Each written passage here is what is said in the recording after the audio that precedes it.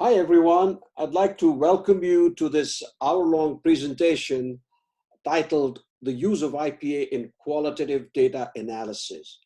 My name is Anil Pahal, and I've been doing a lot of work in the qualitative realm and find IPA to be a very novel, turnkey, and a very structured approach to doing data analysis, specifically in the qualitative realm. So what I hope to achieve today is to provide you with a general overview with a greater emphasis on how to deploy the approach. Because a lot of students sit through classes and learn the theoretical underpinnings, the framework of IPA, et cetera, but what they're really not taught is how to put together all the pieces of IPA in a coherent whole.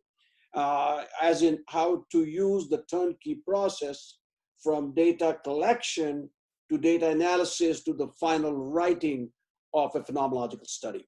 So what I'm going to do is try to give you a general overview with the hope to get your feet wet.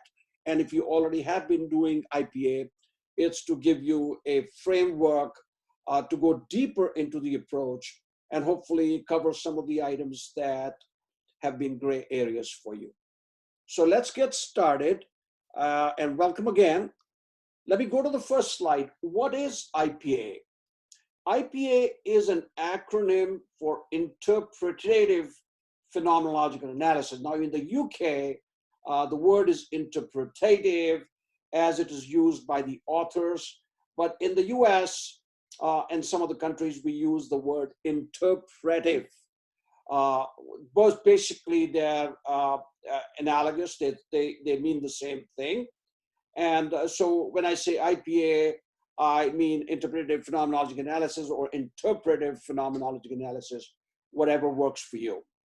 It is not a methodology per se. A lot of folks ask me, is IPA a methodology?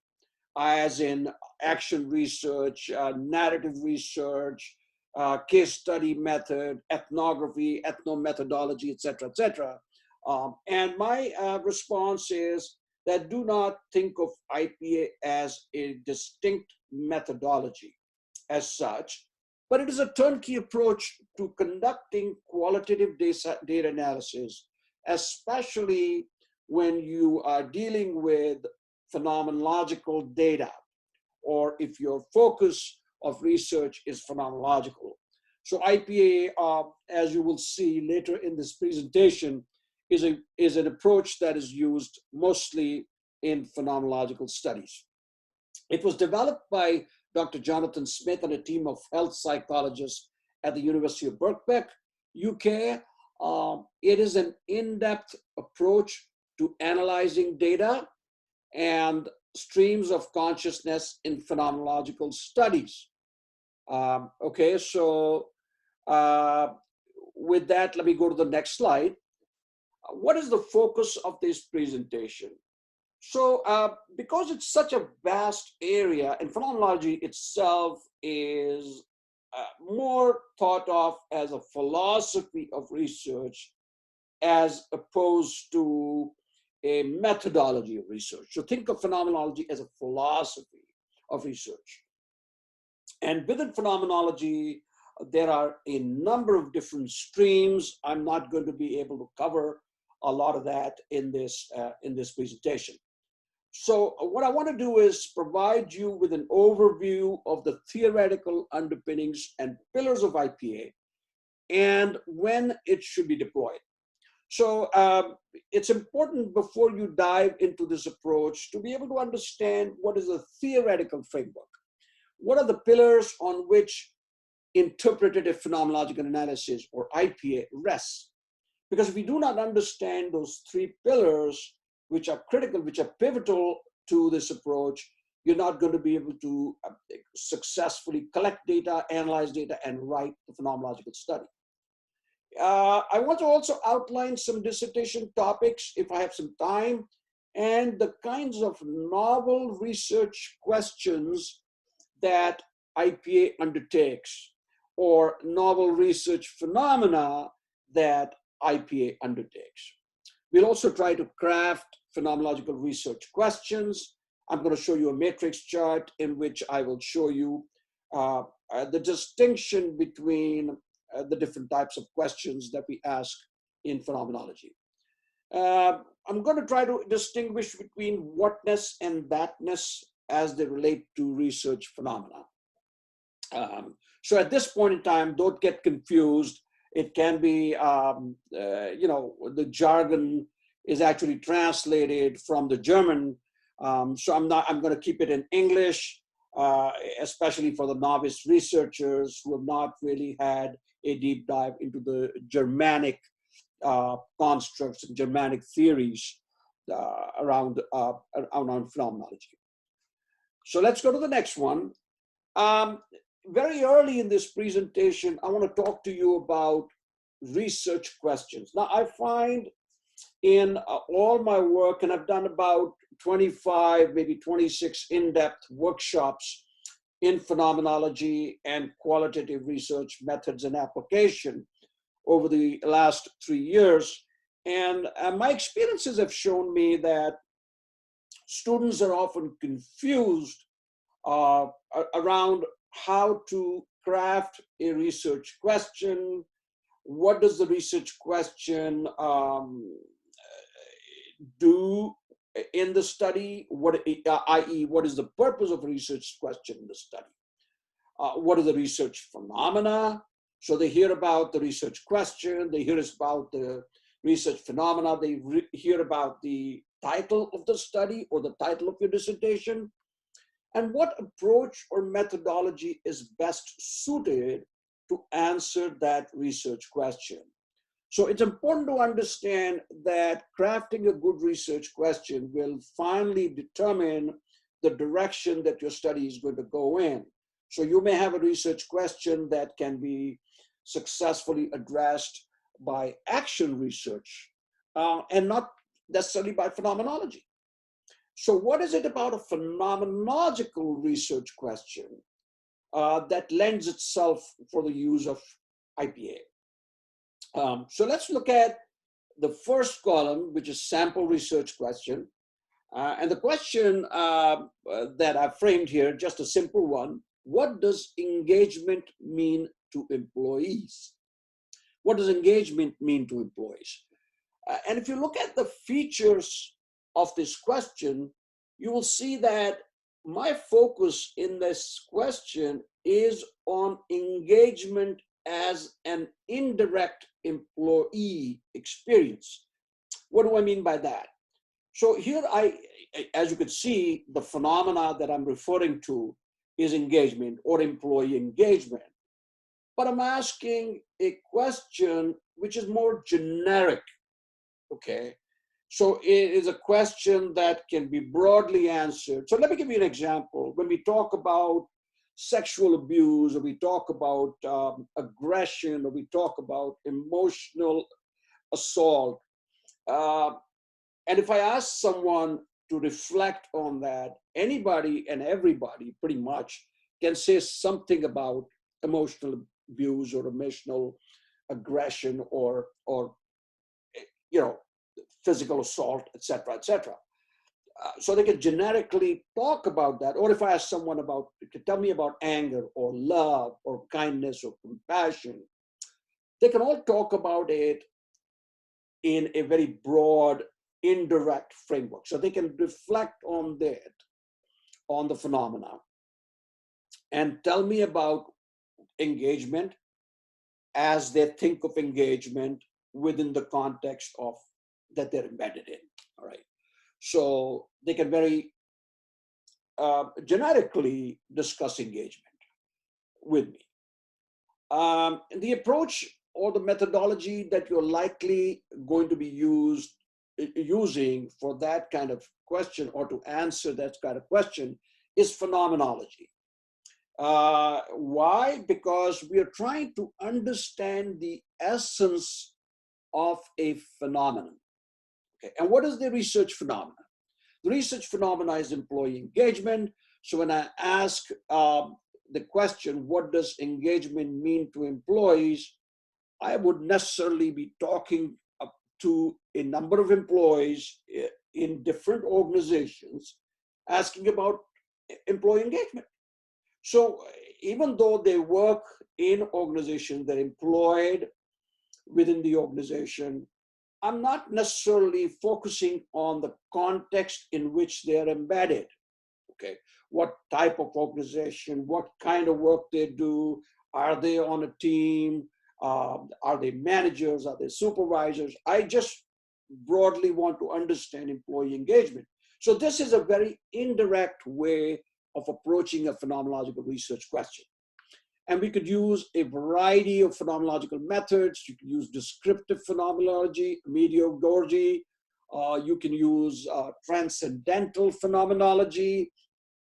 A lot of folks that have been doing qualitative studies will have heard of transcendental phenomenology. Transcendental phenomenology is something that we attribute to Husserl or Husserl. Husserl, as you know, was a German philosopher, and he's known to be the father of phenomenology. So just stay with that for now. And if you look at the last column, which is whatness direct or thatness indirect. So what we're asking is, what does this question really direct your mind to? Are we focusing on the thatness of an experience, as if the experience, even though you're having that experience sits outside of you. You're surrounded by that experience, but not necessarily something that you may have introjected. All right. Now, let's go to the next question. What is it like for employees to experience engagement in a virtual team? Now, if you notice the focus of this question, I'm asking employees to reflect on their lived experience of engagement in a virtual team. If you see the difference between the first question and the second question, do you see that in the second question, I've added a context. And what is that context? That context is the virtual team or a virtual organization. So I'm asking the question, what is it like for employees to experience engagement in a virtual team? And when I go out recruiting participants for this, it would have to be a purposive sample, would it not, of folks that are employed by organizations, but I'm specifically focusing on their experience of engagement in a virtual team. So the context being the virtual team, and my focus, if you go to the second column, my focus is on the personal meaning of engagement. So what does engagement mean to the participant who's part of an organization and working on a virtual team? So I'm looking for the direct lived experience of that individual in the context of virtuality. So now, as you will notice, the framework for this kind of work is going to be around people who are employed by an organization, but folks that are working on a virtual team or working in a virtual team. So when I go out recruiting people or participants, as we call them, for this study, I would necessarily be looking for folks that have had that kind of experience. Would I not? So when I go for a purposive sample, i.e. a sample with a purpose, I'm specifically looking for people who can give me an account of their direct experience. See, IPA is all about experience. And so is general phenomenology. It's about experience because we're trying to understand the essence of an experience. We're trying to understand the essence of a phenomena. So let's go to the research phenomena column. You'll see that, again, the phenomena that we're researching here is employee engagement. And so was it in the first one. So even though the phenomena, the research phenomena was the same, they were both similar, you notice that my question in the first instance is different from my question in the second instance. So how you craft a question and the kind of question, a phenomenological research question that you craft will determine what kind of features you're looking for in the study, and which in turn will determine the methodology or the approach that you're going to be using for your study. All right. And the approach that we are going to be doing is, look at the fourth column, it's IPA, because IPA concerns itself with the personal meaning and the specific in a specific context. So IPA is about understanding, it's about a sense-making process through a individual's lived experience. And if you notice in the last column, we are now referring to whatness. In the first in the question above, we were looking at thatness of experience. Now we are looking at whatness of experience. What do I mean by whatness of experience? What is it like for employees to experience engagement? So go to the first column and see where I say, what is it like for employees to experience engagement in a virtual team or a virtual setting? It's an ontological question because ontology concerns itself with the nature of being. So when I ask a question, what is it like for you to be? I'm specifically talking about an IPA approach. Because in an IPA approach, we are looking for an individual's direct lived experience. What has that individual, what has that participant experienced when it comes to engagement? Or what has that individual experienced about engagement having worked in a virtual team setting? Okay. So let me proceed to the next slide. What is the focus of IPA? It's an ontological nature of being, as in what is it like to be gay? Or how does one make sense of chronic lower back pain? Or perhaps what is it like for unwed mothers to raise children in a single parent household? So these are just some sample questions for you to think about ontologically, because again, in all these questions, I'm asking for a personal account from the participant around whatever the phenomena is. So when I ask, what is it like to be gay, right? I'm talking about, I may be referring to somebody who's from the LGBTQ community, because those are the folks that would likely have had the direct experience. So when I'm asking them, what is it like to be gay? I may add a little context on that, or add some other frameworks, such as what is it like to be marginalized in the LGBT community? Or how does one make sense of chronic lower back pain? A lot of work around IPA was done by health psychologists, and Jonathan Smith, Larkins, and Flowers, who were the ones that initially developed the IPA approach, were all health psychologists in UK. And so a lot of work has been done on understanding and using IPA for health research. Or perhaps, what is it like for unwed mothers to raise children in a single parent household? So when I'm asking this kind of question, my participants would necessarily be unwed mothers who are raising children in a single parent household. Okay, I hope I'm clear on that. So when I'm asking these folks to reflect on and talk about their experiences, I'm talking about talking to someone who has actually had that experience. So I'm not asking just anybody to reflect on what is it like. So I can ask someone on the street, hey, by the way, let me know, what do you think about unwed mothers raising children in a single parent household? Now we can all reflect on that because through our own experiences from media, our readings and whatnot, We can always say something about that. But what I'm in IPA, that's not what I'm after. In IPA, what I'm after is a direct lived experience. And who has a direct lived experience? It is the person that has actually gone through that experience and can talk about that experience um, with some authority, with some richness, and with some novelty. IP is about meaning making and sense making.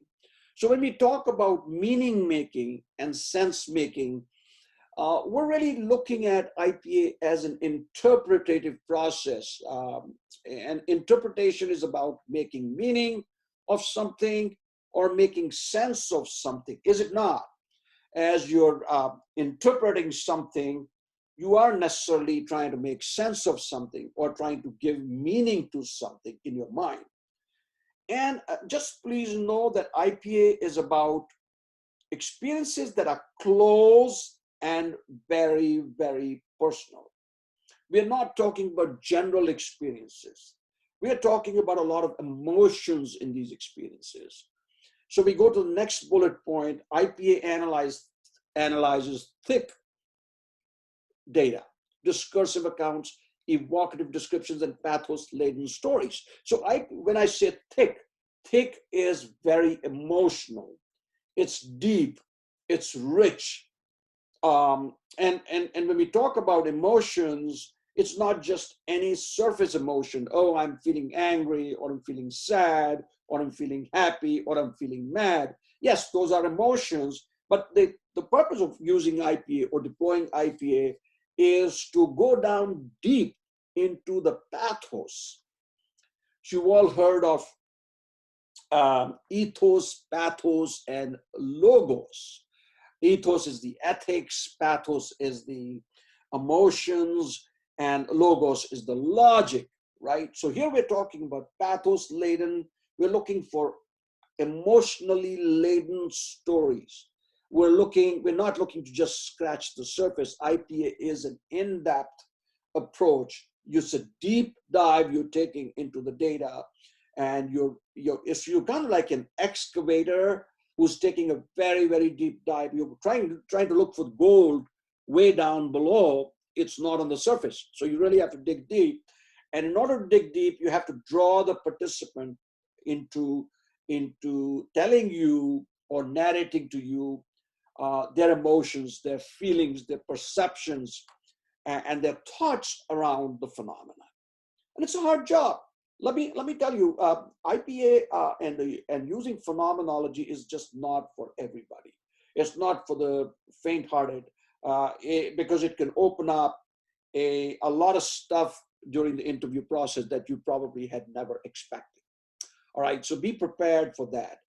IPA does not attempt to hypothesize, validate, refute, define, taxonomize, or theorize.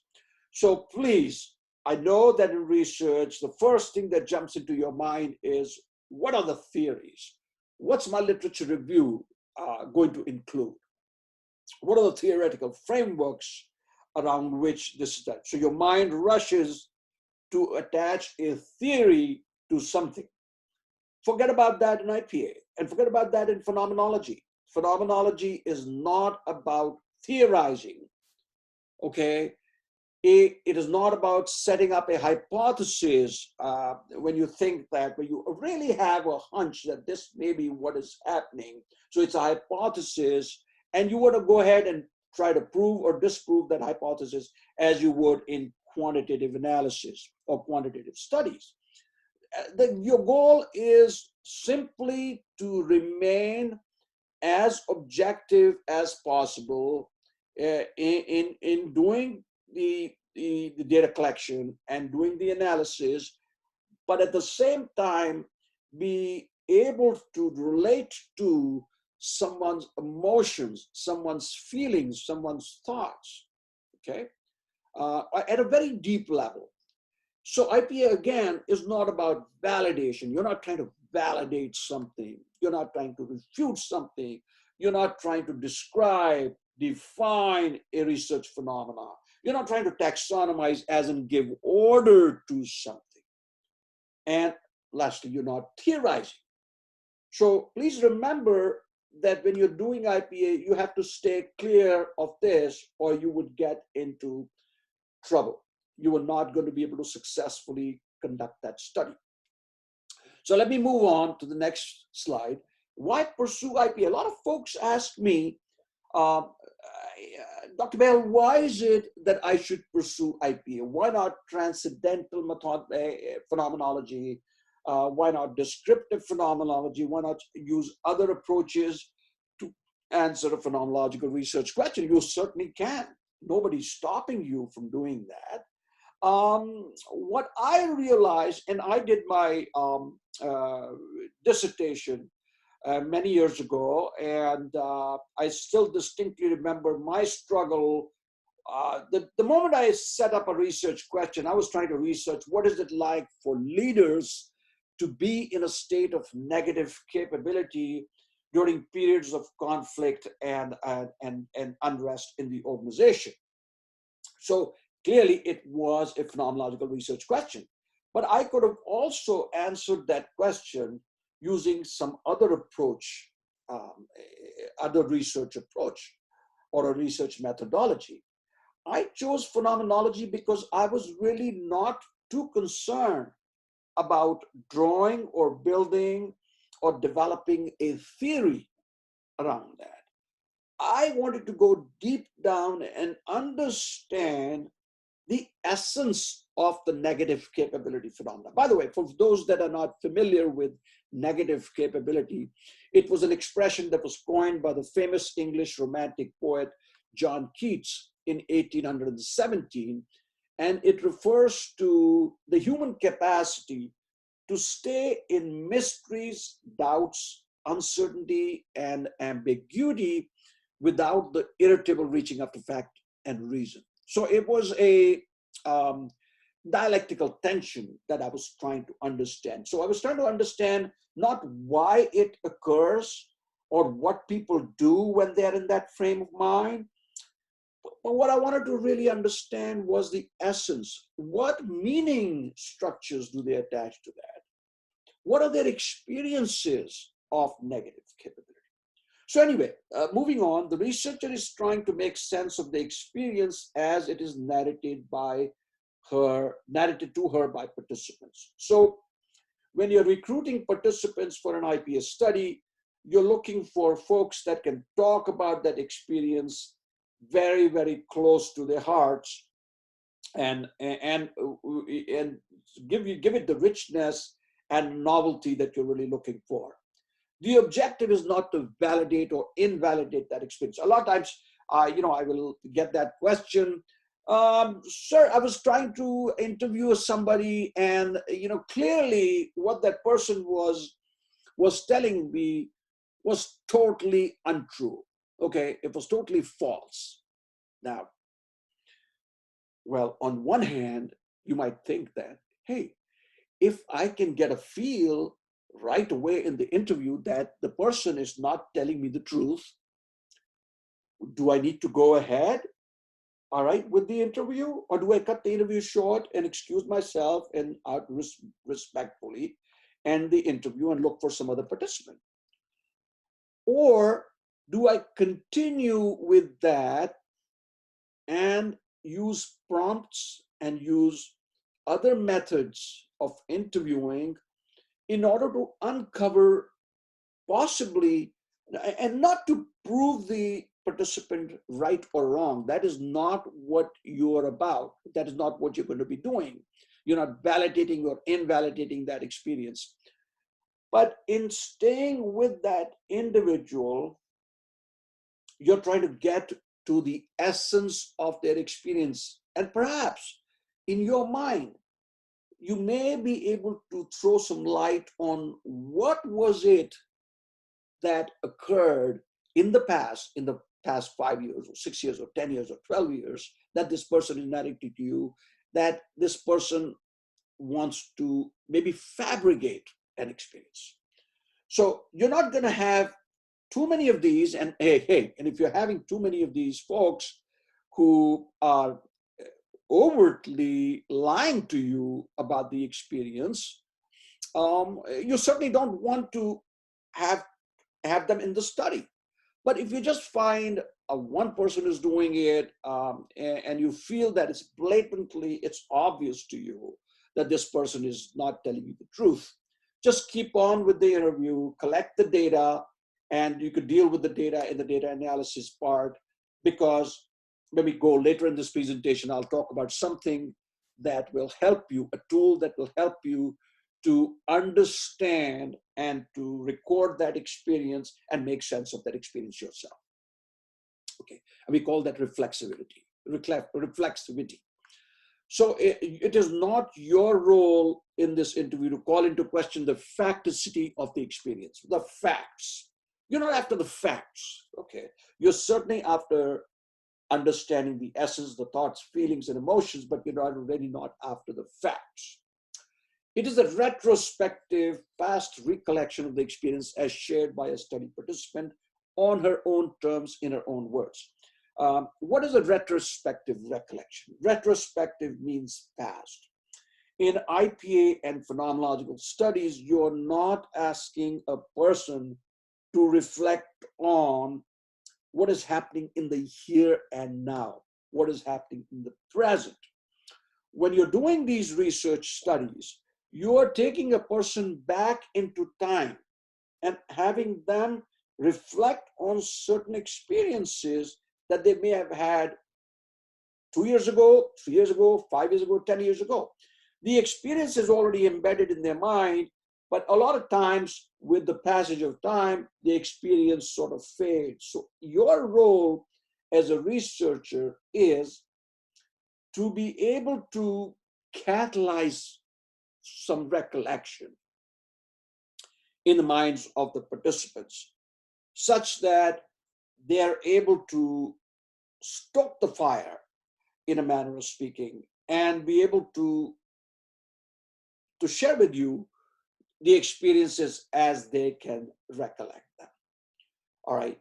And this is where the techniques involved in interviewing are very, very critical, and what the kind of questions you ask them, and when to move in and when to back off, is a critical skill in phenomenological research interviewing. All right. So now you're asking them to share certain experiences on their own terms, in their own words. Friends, one of the jobs of a qualitative researcher, and especially when you're doing IPA, excuse me, is to not put words in the participant's mouth. Your role is to be an objective person to the extent possible, but you're not a hands-off observer as you would be if you were doing quantitative research. In quantitative research and positivist science, the researcher does not want to corrupt the data, so the researcher takes a totally hands-off approach. You are not taking a totally hands-off approach in this. You're, in a manner of speaking, co-creating this study, co-creating this knowledge, co-creating the interpretations. But the skill lies in being present and yet not intrusive.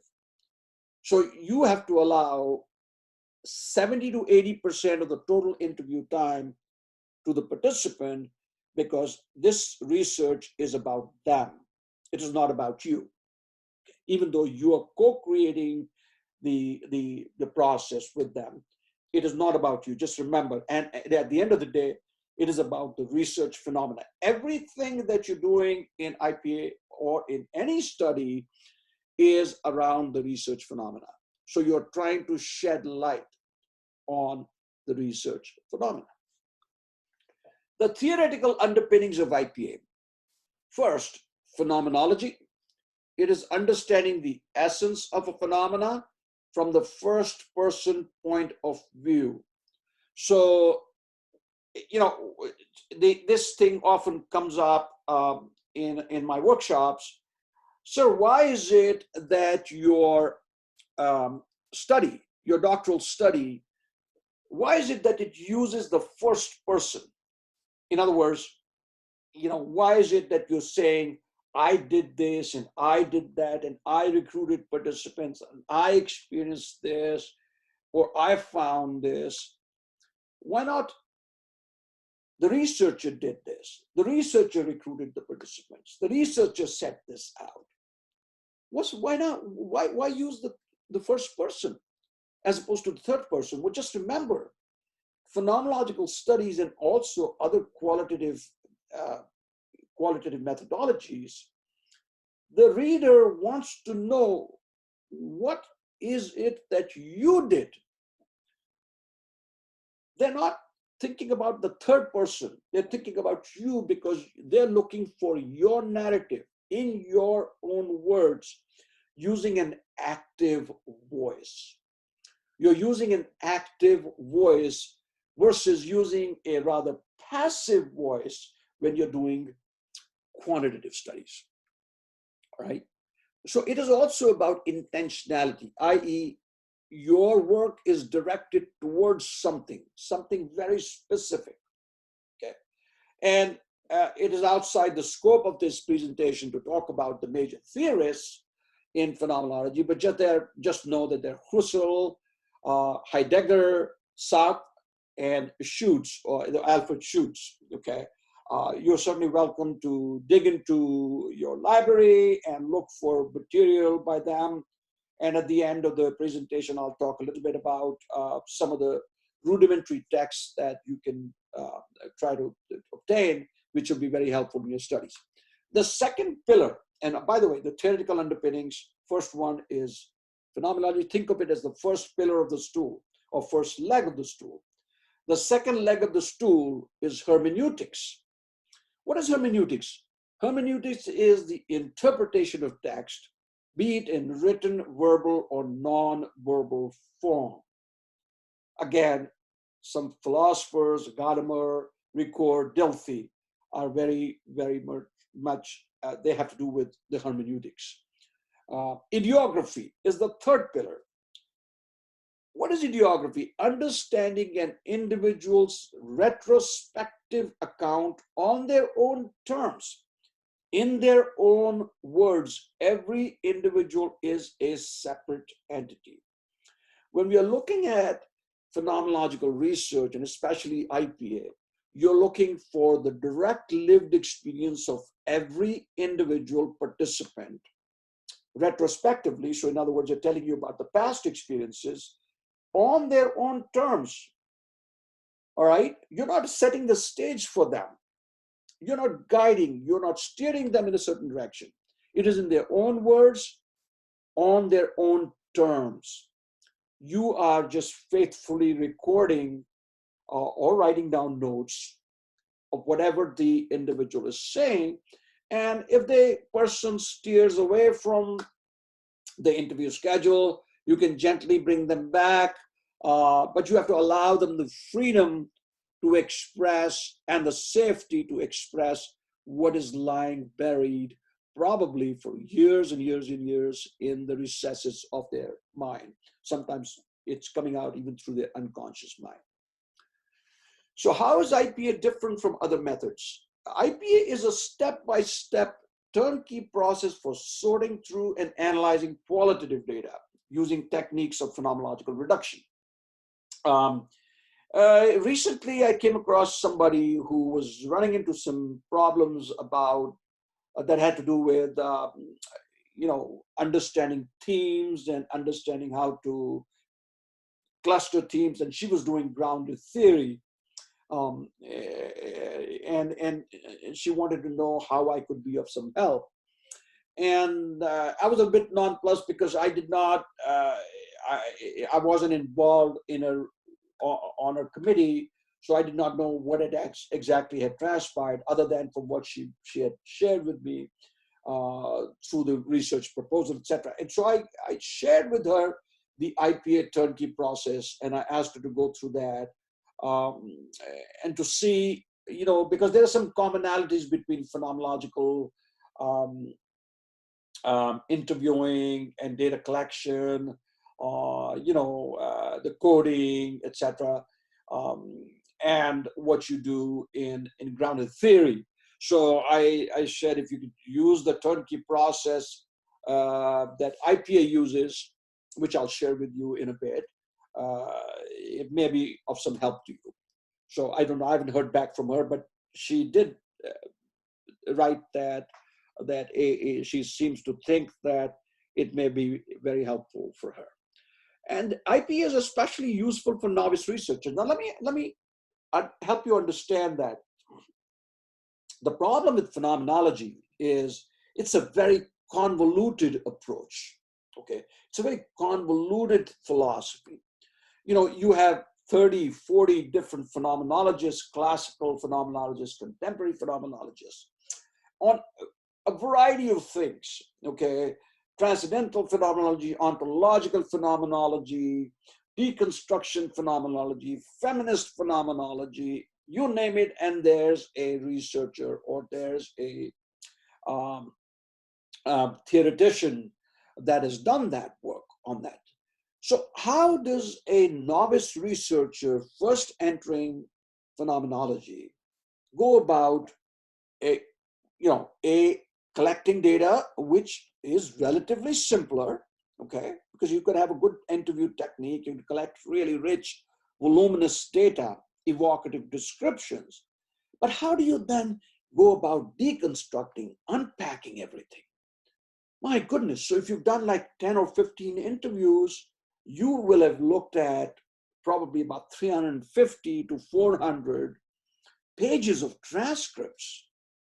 So when you look at this volume of data, you can be totally shocked. You may find it really difficult to make sense of this data. So how do you look at such a huge, voluminous data set and try to bring some meaning through that?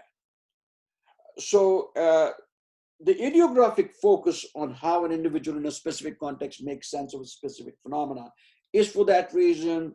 We help you with an IPA to actually go through each and every interview, transcribe it separately, analyze the interviews separately, write about it separately, cluster themes, look for superordinate and subordinate themes, etc., and then roll up everything to make it more easily digestible and make it more comprehensible and meaningful to the person that's reading your study. A concept that I'd like to talk to you about is double and triple hermeneutic. In IPA studies, you as the researcher are making sense of the participant who is in turn making sense of a phenomena.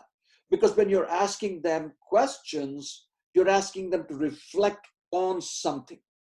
You're trying to get their pre-reflective understanding. And I don't have the time to go through the pre-reflective and pre-theoretical understanding, but I'm going to do my best to help you understand. So what is a pre-reflective understanding? So when I'm asking you to reflect on something that you may have experienced 10 years ago or 15 years ago, you might say to me, but I already have some reflections on that experience. So that experience is no longer something that I'm newly reflecting on. Well, one school of thought would be, yes, the experience is there. You've already reflected on it. But have you really reflected on that experience in the way that I'm asking you to reflect on it in this study? Maybe not. Maybe you thought of that experience and that has stayed in your memory banks, and you recall that experience, good or bad, and you make some sense of that experience, but you don't give a lot of time, attention, or energy to that experience because it's lying buried for you. When I come in, I'm trying to excavate that material with you and try to make sense of that material. So in a way, the way you are narrating that experience is in line with its very first reflective nature. So in other words, now you're reflecting on that experience for the very first time.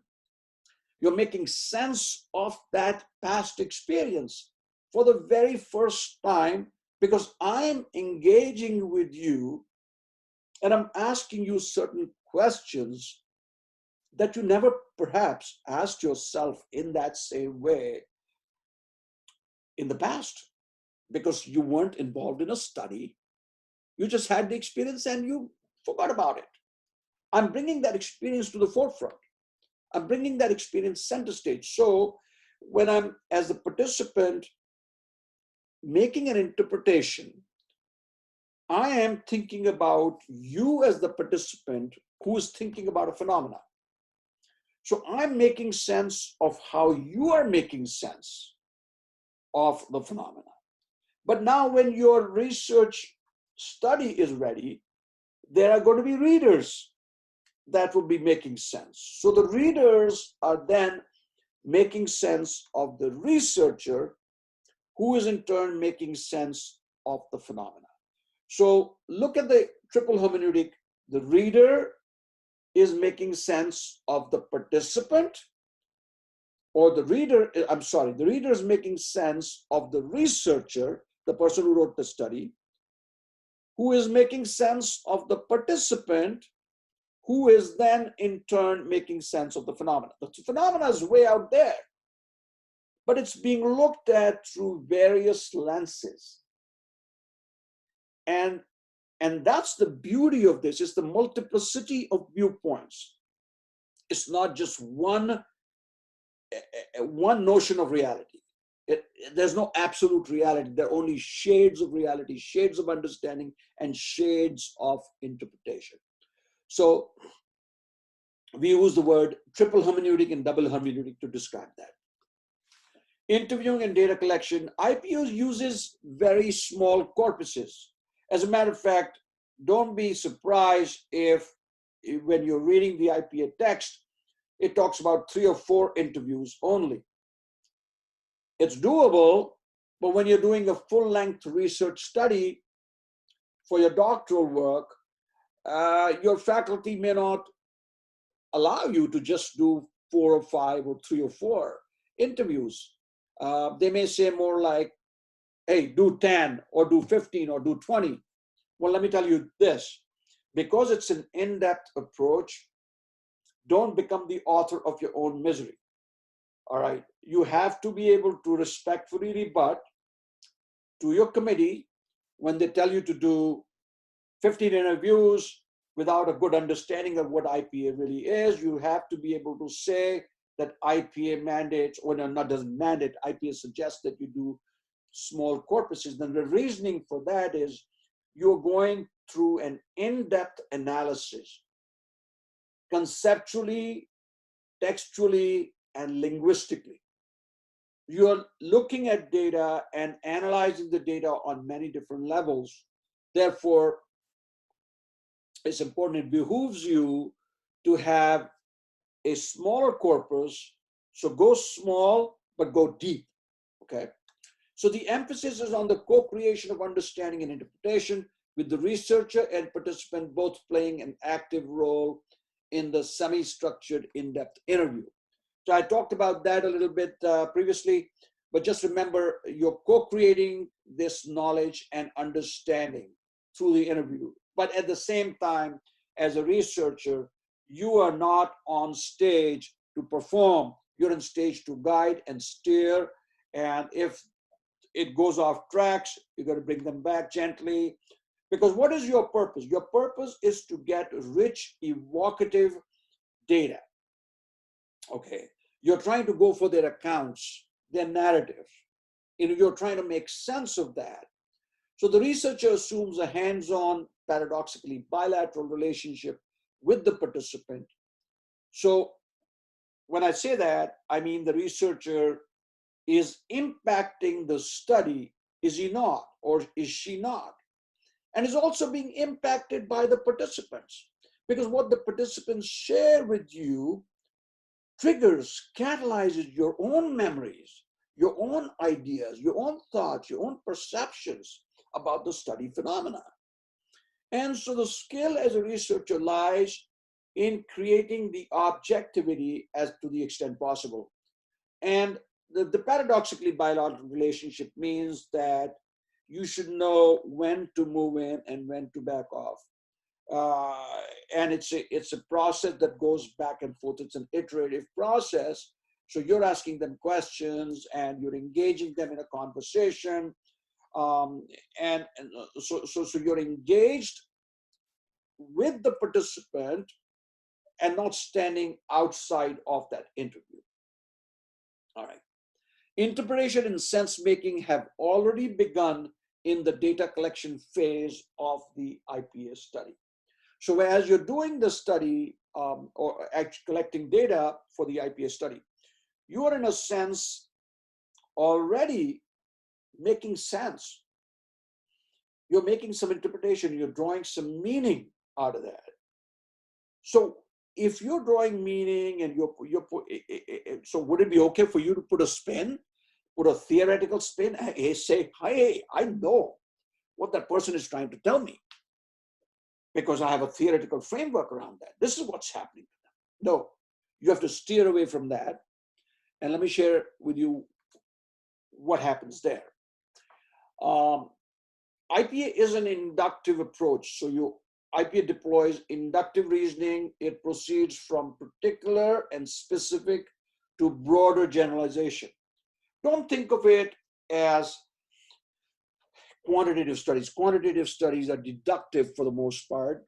Okay, they go from general to general theories, grand theories to specific situations or specific research problems. Okay, think of this as going from very particular, specific, idiographic accounts of individual participants, and then a roll-up of all that in the form of a group narrative from which you draw some broad ideas, a generalization, but it is not the kind of generalization that you might think of when you're referring to quantitative studies. The generalities that you're thinking about are not something that you can say at the end of the IPA study, hey, I discovered this through 14 interviews, and this can be a grand theory that I can apply to this research phenomenon for all time. That is not what you're trying to do. Philosophically, inductive reasoning is more nuanced and uncertain. It does not attempt to prove, disprove, hypothesize, validate, or refute theories or hypotheses. Okay. It's a mouthful, I know. But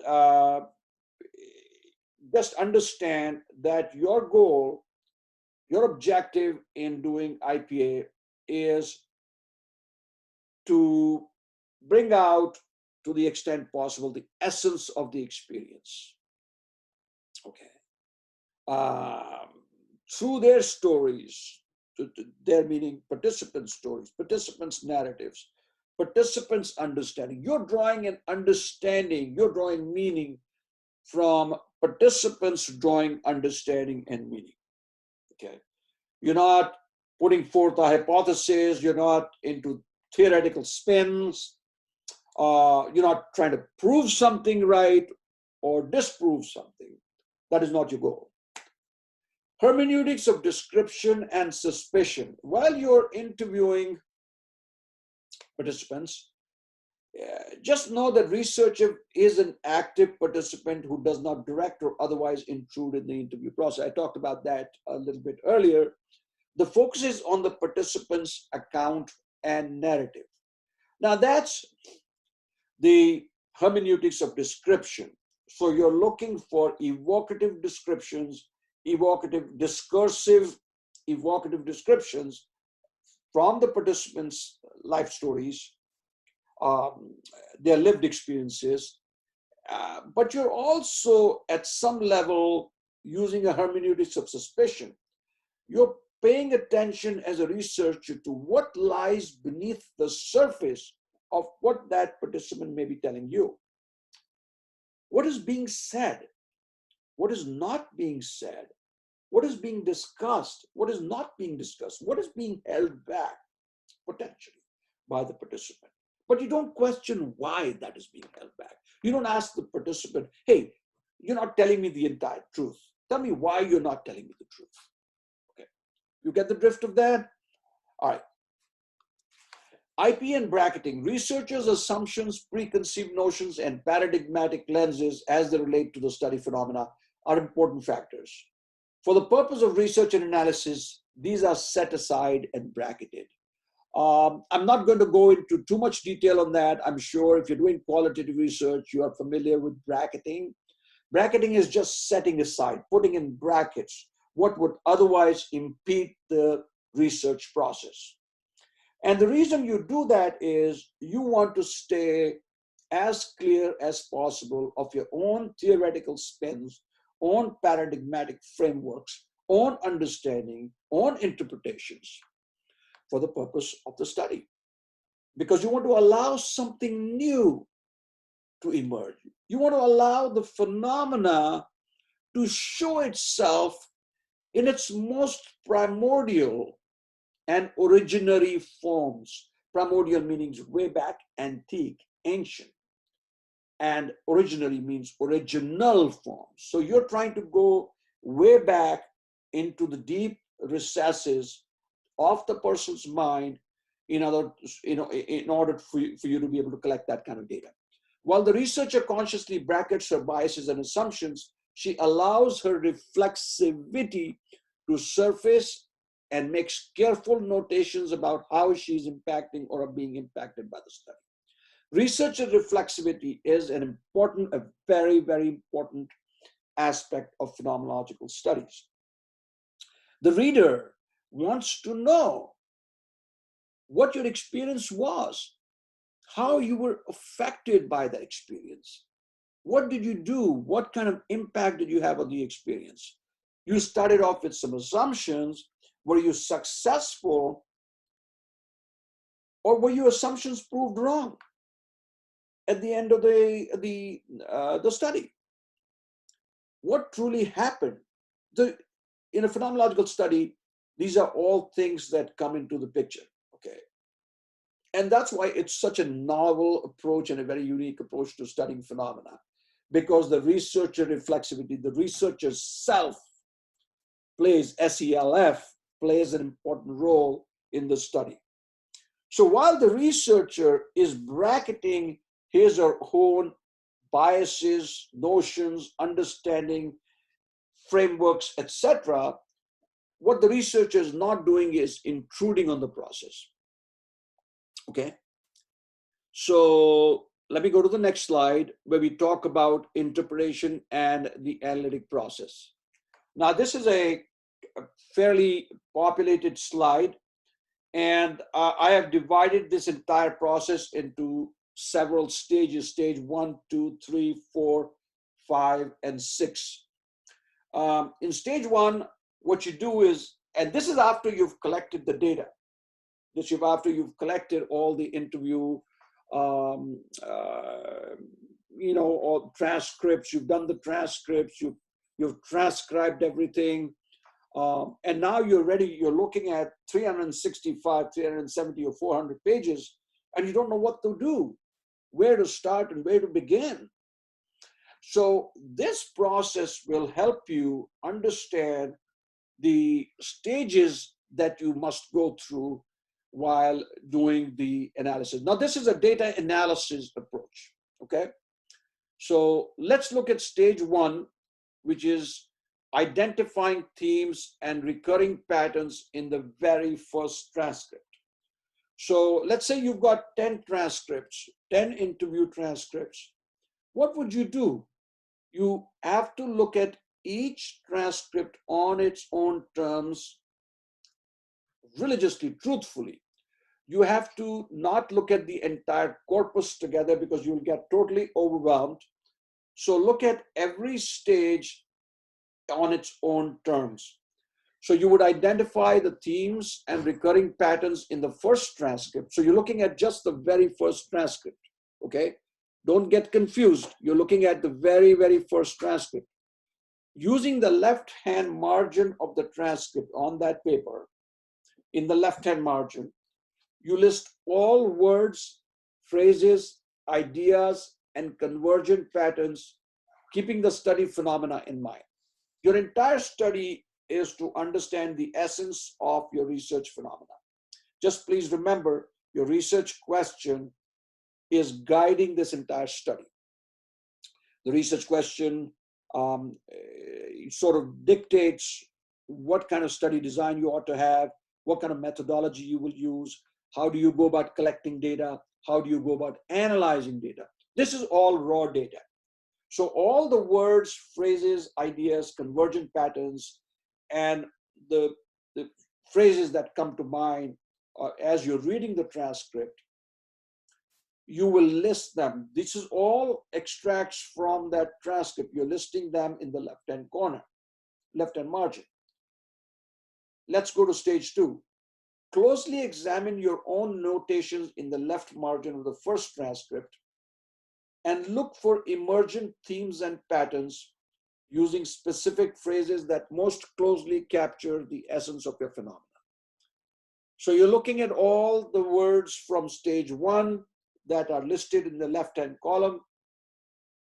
And now what you're trying to do is you're examining these words and looking for emergent themes and patterns, because you could have listed in stage 1, let's say from one interview or one transcript, say you listed about 40, 45 words in your left-hand corner. Not all 45 are words that are not repetitive. Not all 45 words are going directly and illuminating the research phenomena.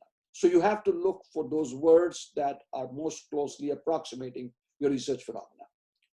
So in stage 3, you take a separate piece of paper. Now, what you would do is, like if you've got 10 interviews, you create 10 different sheets of paper. And on each sheet of paper, you write interview number 1, 2, 3, 4, 5, 6, so forth and so on. So take a separate piece of paper and title it interview number 1. List the emergent themes.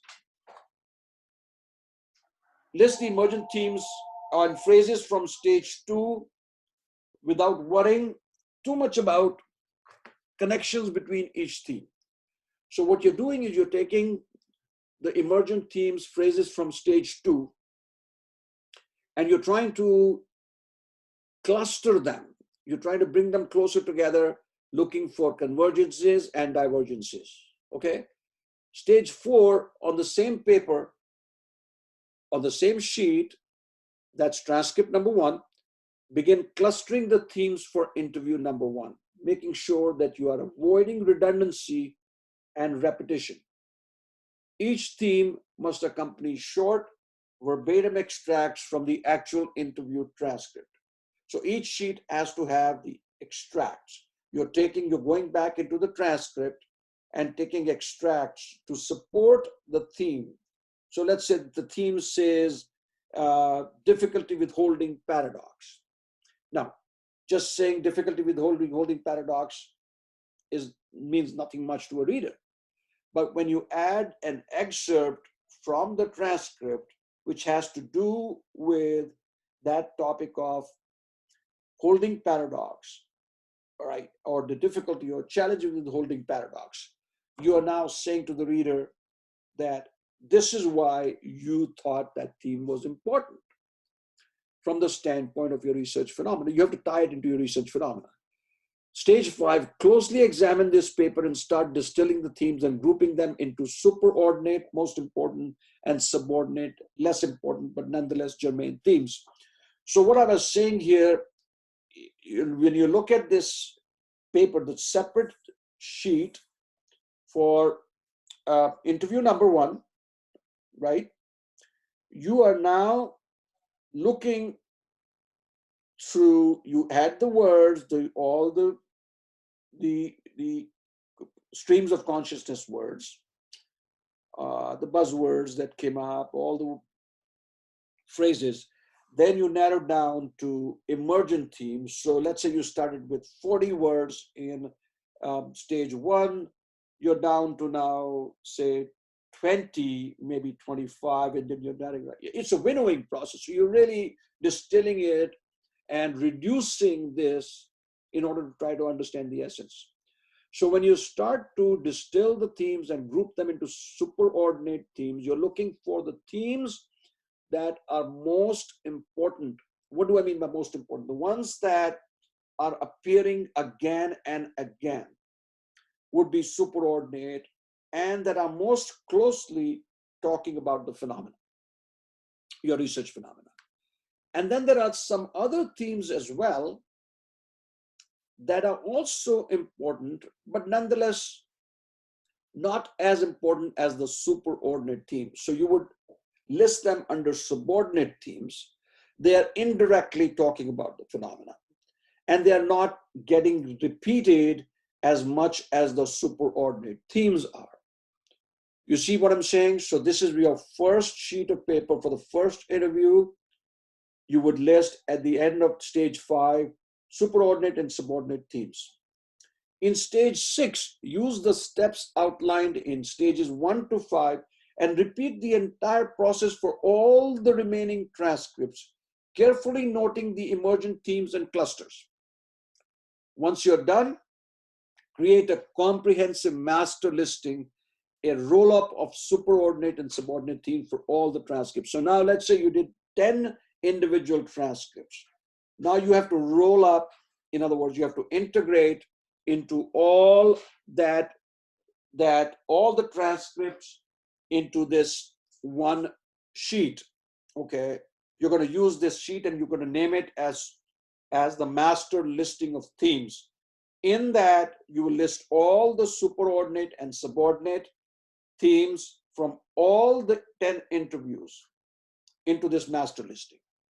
Okay, and so just list them. So you may potentially find that you've listed, as through the entire process of reduction, you may come up with, say, 15, 20, 30, or maybe even less. Okay, you may have come up with, say, 18, 19 in this roll-up. But are all 19 important from the standpoint of the research phenomena? That is for you to decide. As an interpreter, it is for you to make sure that what you're not doing is repeating certain themes. So if some themes have been repeated, you can cluster them together into one. All right, so the end of the stage 6 process, what you have is a master listing of themes, and this is the data from which you will then start your writing. Okay, phenomenological writing. So phenomenological writing is the final stage of analysis and interpretation. It constitutes nearly 60 to 70% of the task. A lot of people think of phenomenological writing as not as important as the data collection or the data analysis phases, but it is very, very critical nonetheless. And I want to make sure that you understand that in phenomenological writing, your task isn't complete if you haven't spent 60 to 70% of your time on the study, on writing the study. Given the idiographic focus of IPA, each participant's account is treated and written about on its own terms, own merits, with specificity and particularity in mind. IPA writing is about evocative descriptions and pathos-laden narratives. Pathos-laden meaning a lot of emotions, deep emotions, which add to its novelty. Interviews are referred to as cases in IPA. You can call them interview number 1, 2, 3, 4, so forth and so on, or you can call them case 1, 2, 3, 4. IPA generally uses the expression cases. In the analysis, the interview or the researcher first writes about each case, providing supporting extracts from the actual interviews. At this point, the researcher is only making sense of what was obtained from the interviews without putting a theoretical or interpretative spin other than what is emerged in the data collection. After all the case narratives are individually written, the researcher then distills the data and creates a group narrative. At this stage of writing, the researcher can and must use her own interpretive framework and understanding to further make sense of what is transpired in the study.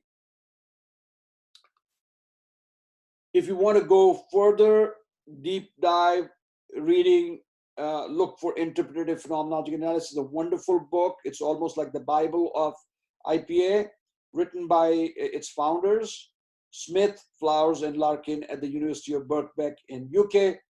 You can look for Phenomenology of Practice, a wonderful book, but a little dense for the novice researcher, by Max Van Manen. Or if you want a more rudimentary text, you can start looking at Researching Lived Experience, also by Max Van Manen. I know that I've rushed through a lot of material. Unfortunately, given the complexity of IPA, it wasn't possible for me to cover this in a short session. I wanted to stay within the time boundary. I hope you've enjoyed the session. If you'd like to receive a copy of this PowerPoint, please feel free to email me.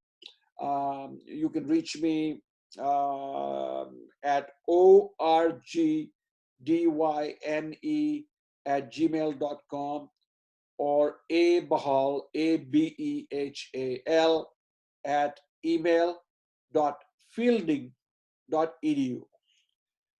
That's the institute I graduated from, Fielding Graduate Institute. So with that, I want to thank you for this. Again, it was a little unnatural for me to do a one-to-many session. All my sessions are typically very interactive with a number of participants and cross-pollination of ideas. But I hope you've gleaned something from this. And with that, I wish you a lot of luck. I hope you seriously think of using IPA in your research study. Of course, that is if your research question is the kind of question that can be answered by deploying IPA. So goodbye and good luck to you all. Thanks.